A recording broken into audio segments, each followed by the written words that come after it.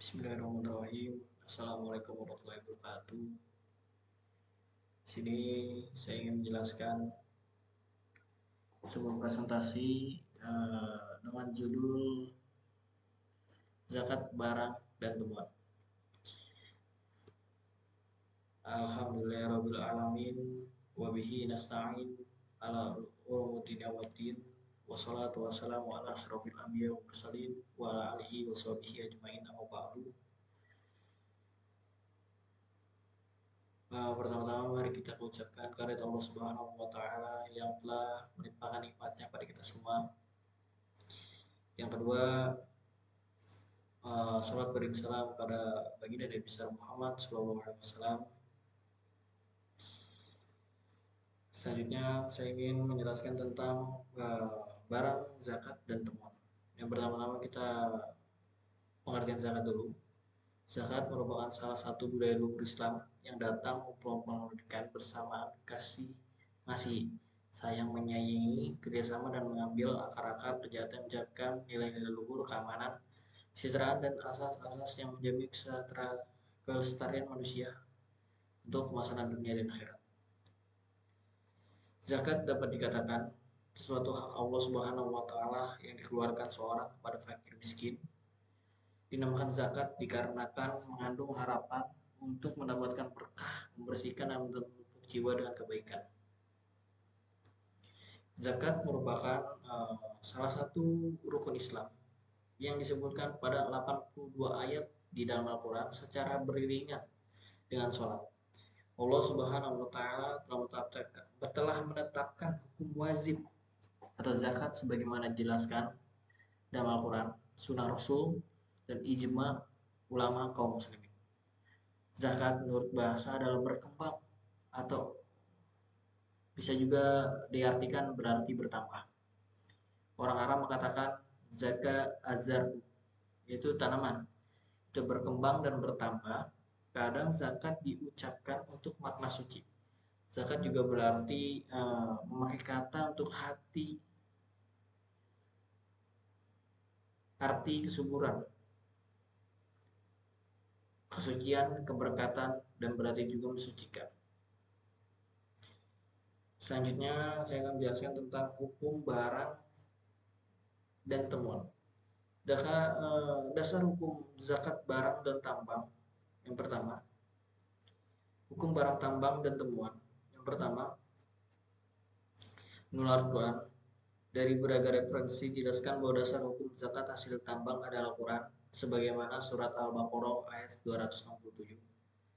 Allah Subhanahu wa taala berfirman, yang artinya, hai orang-orang yang beriman, nafkahkanlah di jalan Allah Subhanahu wa taala sebagian dari hasil usahamu yang baik-baik dan sebagian dari apa yang kami keluarkan dari bumi untuk kamu.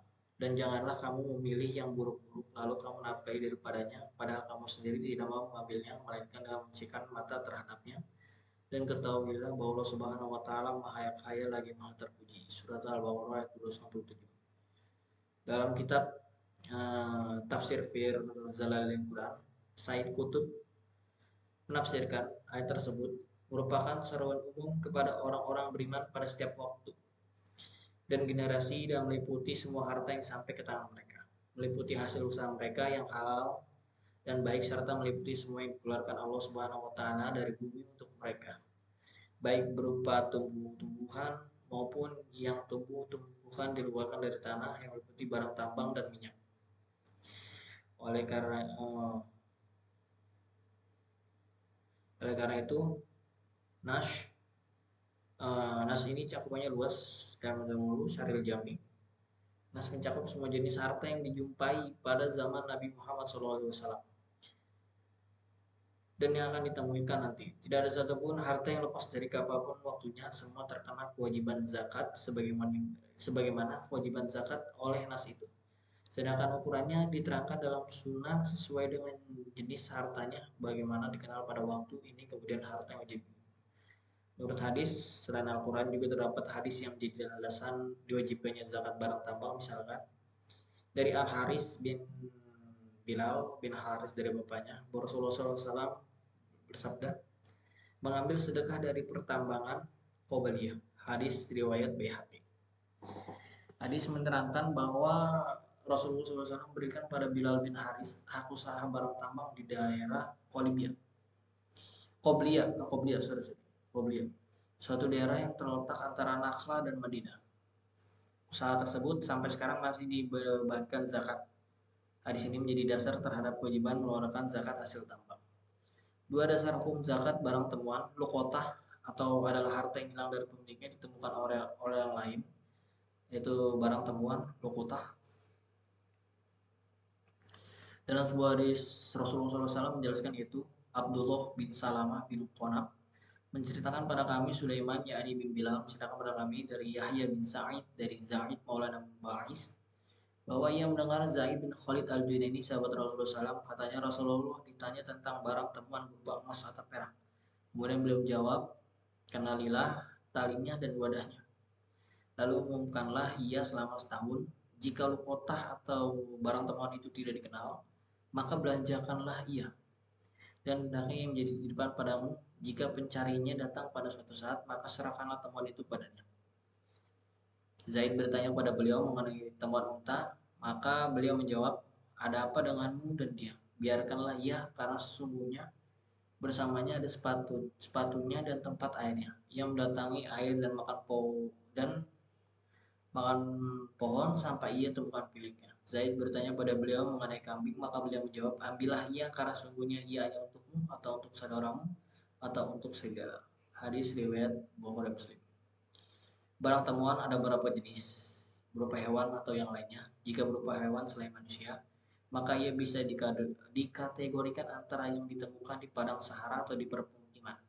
Sementara jika selain hewan, maka yang dikategorikan lagi antara yang boleh dimakan atau yang tidak boleh dimakan. Inilah 4 jenis tersebut. Yang pertama, hewan padang sahara. Hewan padang sahara. Jika seorang hewan ditemukan di padang sahara, maka harus dipilih lagi menjadi 2 kategori. Kategori pertama adalah hewan yang bisa menjaga dirinya sendiri dengan mencari air dan rumput, menjaga dirinya sendiri dari gangguan binatang buas, baik karena tenaganya seperti unta, sapi, kuda, keledai, atau karena cepat larinya seperti kijang, kelinci, dan burung. Jadi di sini tidak boleh diambil oleh si penemunya jika dia tidak mengetahui pemiliknya yang sesuai. Kategori kedua adalah hewan yang tidak bisa membela dirinya sendiri dan tidak bisa sampai ke tempat air dan rumput seperti kambing dan ayam.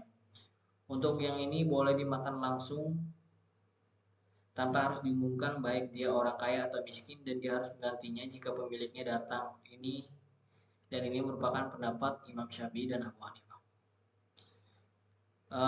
Selanjutnya hewan yang ditemukan di daerah pemukiman, entah itu desa, kampung, kota, atau tempat yang dekat dari tempatnya tinggal.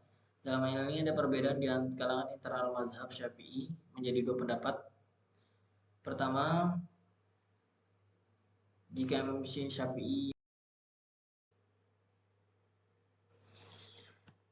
yang kedua, hewan yang ditemukan di daerah pemukiman, entah itu desa, kampung, kota, atau tempat yang terdekat dari tempatnya tinggal. Dalam hal ini perbedaan di kalangan internal mazhab Syafi'i menjadi 2 pendapat. Pertama, Imam Syafi'i dalam versi yang dinukil dari Al-Um mengatakan bahwa jika ditemukan di perkampungan atau kota, maka ia adalah barang temuan yang boleh diambil dan wajib diumumkan selama 1 tahun.